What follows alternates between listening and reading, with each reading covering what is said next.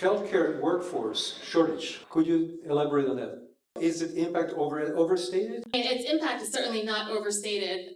I am biased, but I think it's the biggest problem in healthcare is actually our ability to have enough people to deliver the healthcare. So the WHO estimates that 11 million people will be short 11 million people to provide care by 2030, and I think that's quite an underestimation. At Siemens, we're really focused on this operational problem, because if you don't have the people to operate our equipment, then our equipment can't provide the care, we can't sell equipment, the economies can't grow, lots of problems there. So some of the examples of how we look to invest in AI and how it impacts what we do is like thinking about the future with less people.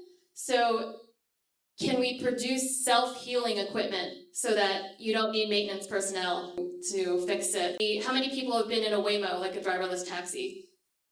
Some? Okay. So now imagine that at some point you'll go in for your MRI scan and it will be a self-driving MRI without anybody there, or CT scan.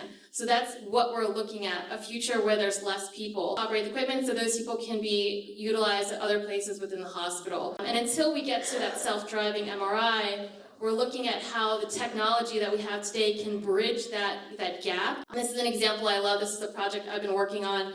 It will have customers talking about problems of access to care. Like, I want to get MRIs in Alaska, and so we put a MRI unit in Alaska, but there's nobody to operate it. So what's the use? So then this is started over COVID, we built a technical infrastructure so that we can have a pool of experts in North Carolina scan MRIs in Alaska. So using technology to better and more efficiently change the way that care is delivered and distribute workforce. So AI, it's going to be hypercritical to really solve that workforce crisis. So it's interesting you use that example because MRIs are a horrifying thing to me to be autonomous. In Alaska, if you have somebody that's working on a farm and has metal that, embedded in them, and there's no person there to look at all the different elements, the skin and the scarring and everything else, and make a determination whether an MRI is safe, and they just put them in the machine, they can end up seriously injured.